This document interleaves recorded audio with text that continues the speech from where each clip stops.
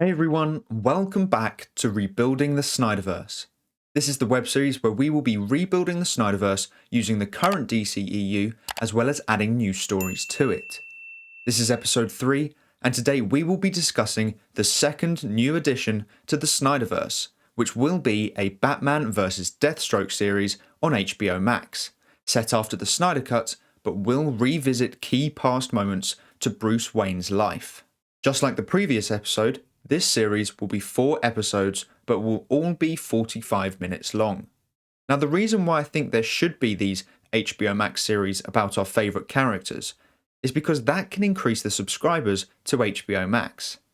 Disney Plus has been able to hold on to subscribers due to all their Marvel Disney Plus series. This has led them to increase the subscribers massively and has brought in a lot more revenue, whilst building the future for the MCU. The idea behind these HBO Max series is to do the same thing. They can increase HBO Max subscriptions, which will increase their long-term revenue, whilst building the future for the DCEU. Much like the Last Son of Krypton series, the Batman v Deathstroke series will have a large budget, however will be reduced to $120 million because less CGI will be involved. The main cast would be Ben Affleck, Joe Manganiello, Jared Leto, and Jeremy Irons. There are 2 roles that I haven't named, and those would be Robin and Catwoman. That is because I would like you to decide who you think those characters should be played by. Now for the score, I would go with Tom Hulkenberg, purely because he came up with the Batman score for both Batman v Superman and the Snyder Cut. So he could create a really good theme for this series, as we will see a younger Batman and the older Batman. I would have Ben Affleck as director and Zack Snyder as producer. Both know what they are doing and both understand the story being told. The first episode would start with Deathstroke and Lex Luthor's interaction on the boat, where Luthor tells Deathstroke Batman's real name. We would then see Martian Manhunter flying away from Bruce Wayne, the same scene we saw in the Snyder Cut, but from a different angle. This establishes where the series will start from whilst connecting it perfectly with the Snyder Cut. Then, as Bruce is making a coffee for himself, a blinding green light appears from outside. He walks out, and we see the Green Lantern scene we were supposed to see in the Snyder Cut. This version of the scene would be updated so it doesn't feel like a remake of the Martian Manhunter scene. And we would hear Bruce joke about wondering if any other visitors were going to drop by. Bruce would travel to the Batcave to talk to Alfred about his interaction with Martian Manhunter. Bruce pulls up the CCTV footage that he has at his lake house to try and work out why he recognises Martian Manhunter. This would perfectly display the detective side to Batman. We would also see a conversation between Bruce and Alfred about how he had another dream about a nightmare future, where Superman was evil again, and he, Barry, Victor, and an Atlantean called Mira, as well as 2 of his enemies, the Joker and Deathstroke, were all working together to hide from Superman. Bruce and Alfred talk more about it in depth before a monitor flashes up with a match.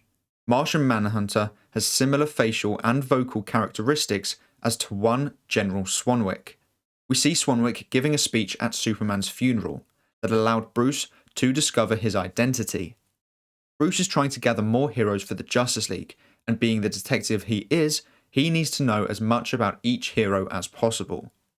The screen would then show a news shot of Shazam catching the bus that we saw in his movie. I will be slightly adjusting the Shazam movie so that when we see Superman in the final scene of the film, he is wearing the black suit. That would allow the film to fit into the Snyderverse perfectly. The first episode would gradually move through autumn or fall into winter, where the majority of this story will be set in. We will see Bruce refurbishing Wayne Manor into the Hall of Justice, discovering that Luthor has escaped prison, and we see him talk to Clark about his escape, as well as seeing more of Batman taking down crime in Gotham. In this series, Batman will be returning to his Batman v Superman suit. On multiple occasions, we see Batman take down the same gang who all say the same thing to him. He knows who you are. This gang was told by Deathstroke to cause some mayhem in the streets of Gotham, and when he arrives, to tell him he knows who he is. This would cause Batman to do some more investigation into the gang and who they may be working for. We see him talk to Commissioner Gordon about the rising level of crime for this specific gang. Gordon says that they are not saying anything back at the station, but they look scared to talk. Batman says he thinks they are being threatened, and as Gordon turns to agree, Batman is gone. When he gets back to the Batcave, an alert goes off. Someone set off the detectors at Wayne Manor.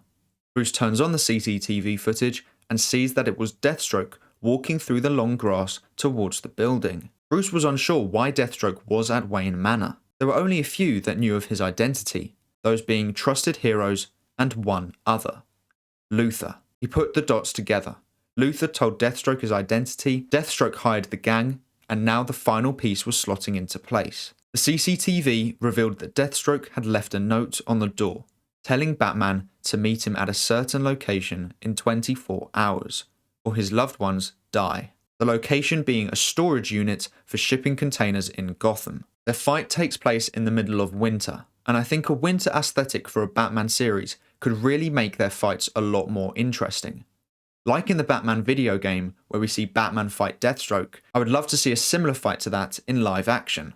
To have the white of the snow and the black of his suit would make a really interesting contrast, only lit up by security lights. So to recap, the first episode would start straight after the Snyder Cut, and we see Deathstroke talking to Lex and Bruce talking to Martian Manhunter. We see Deathstroke getting a gang to cause chaos throughout Gotham, which forces Batman to take them down. And every time Batman asks the gang who they are working for, they respond with, "He knows who you are." Then we see Bruce back at the Batcave after one of his gang takedowns, and the CCTV footage shows Deathstroke breaking into Wayne Manor and telling Batman to meet him at Gotham's storage unit in exactly 24 hours, which indicates that Slade knows who Batman is. This causes Bruce to worry about Alfred, and the episode ends with Bruce saying that he lost everyone else he loves. This will perfectly set up the next episode. Episode 2 will start with the same scene, but will go into a flashback to Prime Batman, where Robin was still alive and where Selina Kyle, aka Catwoman, and Batman were together, and Joker and Deathstroke are at large. This episode will entirely focus on building Batman's past and how he became so cruel. Dick Grayson and Selina Kyle were both living at Wayne Manor with Bruce at the time. Episode 2 will be establishing their lives together. We will see Bruce adopt Dick Grayson after his parents die in the circus sabotage. We will see the love Bruce has for his son and how he becomes Robin. We will see Bruce and Selina's first interactions and then eventually falling in love, and how the three of them work together to take down crime. Throughout episode 2 and 3, we will hear narration from Bruce Wayne himself, explaining what is happening and how this has shaped his journey into the modern day. In Snyder's story, Dick Grayson was the Robin who died by the hands of Joker, and episode 3 will start with Batman, Catwoman, and Robin in the Batcave. They were currently working on taking down both Joker and Deathstroke.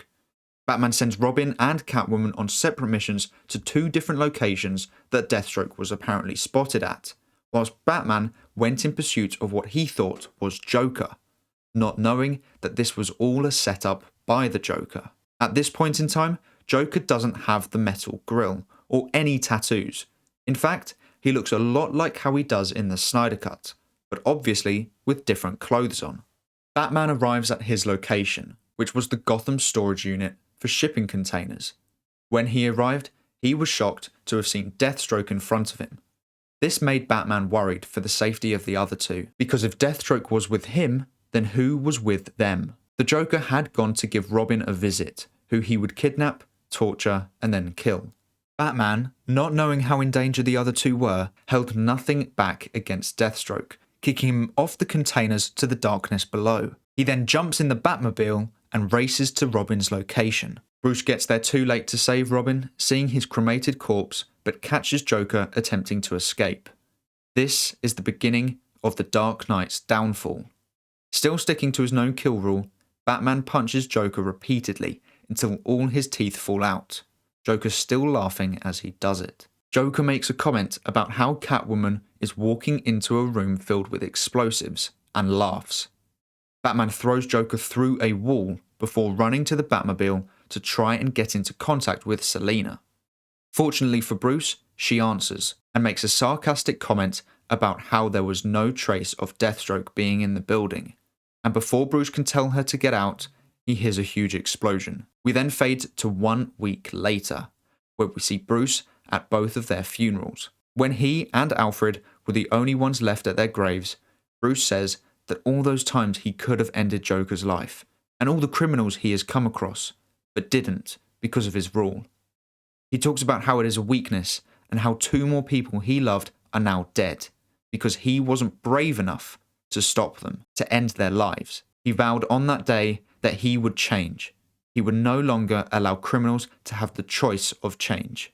He doesn't care anymore. This would explain why Batman started killing and then started using guns.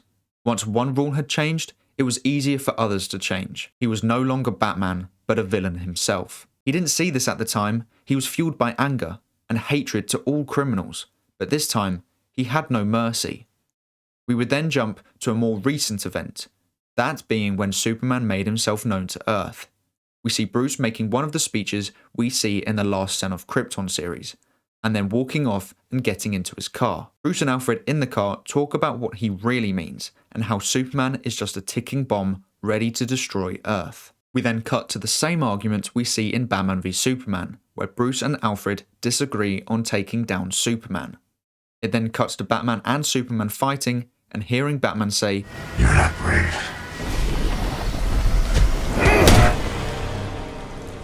Men are brave." At Robin's and Catwoman's funeral, he talks about how he wasn't brave enough to kill Joker. And now we see that in Batman v Superman, he thinks he is being brave by trying to kill Superman, which would display to the audience how cruel and deluded Batman had become. It then cuts to Superman asking Batman to save his mother. We hear narration from Bruce saying how he realised in that moment that he had become his parents' killer. He had become the gun that killed his mother. Even though I think the Martha scene was perfectly self-explanatory, I think having Bruce say this himself in the series can allow general audiences to understand the Martha scene even more. We then cut to Superman's death, with Bruce saying how Superman was the brave one. He was ridiculed by the human race for saving people, yet he sacrificed himself to save them. That was true bravery. What Batman did was cowardly. He took the easy route. He explains how he felt guilty, yet inspired by Superman's sacrifice, that he promised to be better. It then cuts to the modern day again, and we see Bruce talking to Alfred in the Batcave and looking at Robin's suit, and talks about how he can't let his fear of losing Alfred influence his judgment. He knew that Deathstroke was out for revenge, and he swore to Alfred that he wouldn't let him die. To not risk what happened to Robin or Catwoman again, Bruce called Diana and asked for her help to protect Alfred until he got back. He knew that he had to be the one to take down Deathstroke, but he couldn't be in 2 places at once. Diana swore that she would keep Alfred from harm, and the 2 of them left the house. That would be the ending of episode 3. So in episode 2 and 3, we establish Bruce's past and why he became so cruel. We also established more of a backstory to Joker and Deathstroke, but still having mystery over their full story. We also integrated that story into other films and series within the Snyderverse. The episode would also mention that Bruce looked for Joker and Deathstroke for years after the death of Robin and Catwoman, but they would reappear and disappear without a trace. The final episode would start with Bruce preparing for his fight against Deathstroke. He had one final call with Diana, who told Bruce that Alfred was safe, and how he was helping her around the house, like a true butler. He thanked Diana yet again and ended the call. Now, he focused on Deathstroke. I just want to add that during their interactions, Diana and Bruce were getting closer. Their relationship was hinted at in the Snyder Cut, and I want to build on that in this series. Bruce then flies to Gotham Storage. He jumps out of the Batwing and onto the snow-covered ground. Much like in the video game, Deathstroke walks out in front of a security light, only his silhouette being visible. Deathstroke talks about he knows Batman is Bruce Wayne, and that he wants revenge for what happened all those years ago. He knows his weakness now, his family. Batman yelled back that he already lost almost all his family thanks to Slade and Joker. A fight then breaks out, Deathstroke trying to get inside Bruce's head. using his family against him, how he couldn't even save his mother as a child. Batman erupts for a split second and hits Deathstroke with a powerful blow, sending him backwards, colliding with a container. Now, what I loved about the container scene in Batman Begins was how easily Batman hid from the gang, using the darkness as his weapon. This scene would be similar. We would simply see Batman step back and disappear into the darkness. Deathstroke stood back up, cautiously searching around in an attempt to relocate Bruce. He talked as he did, mocking Bruce for all that he lost, even mocking him for how he recently has stopped killing, saying how he has become weak. We would then get a shot of Batman's point of view, where he can see Deathstroke looking for him. A smirk appears across his face when he hears Slade claim that he is weak for not killing anymore. He glides down, and the fight continues. Eventually, Batman wins and takes Slade to Ironheight's penitentiary. In the prison, Batman interrogates Slade through the bars, asking what is Luthor up to. Slade explains that Luthor knows about the Justice League, and that Darkseid is on his way, and that he is preparing his own army for his arrival, not to take him down, but to join him. This would perfectly set up the Legion of Doom that would be in Justice League 2. As Batman leaves the prison, he presses a button and suddenly the Flash appears. Bruce tells Barry that he needs Barry's help to keep an eye on Slade, and Barry said that he could actually do with some help himself. Bruce says that he needs to go home first and sort some things out, and then he will be right over to help Barry. It then cuts to Bruce driving to Diana's house. She now lives on the outskirts of Metropolis, so she is still close to the Justice League, but still has her own space. Diana, Alfred and Bruce all have dinner at her house. The series ends with Bruce and Diana sitting outside on the porch, whilst Alfred is inside cleaning up, as he insists he must. Diana talks about how Darkseid is on his way, but Bruce cuts in saying thank you to Diana for protecting Alfred. She smiles at him, and the episode ends. The end credits for this series would be Cyborg and Barry analysing Barry's abilities. Then from the shadows, Bruce appears. They all smile at each other before Bruce says, "Oh, and I brought someone who I think can help." Then walks in Ryan Choi, head of nanotechnology at Star Labs.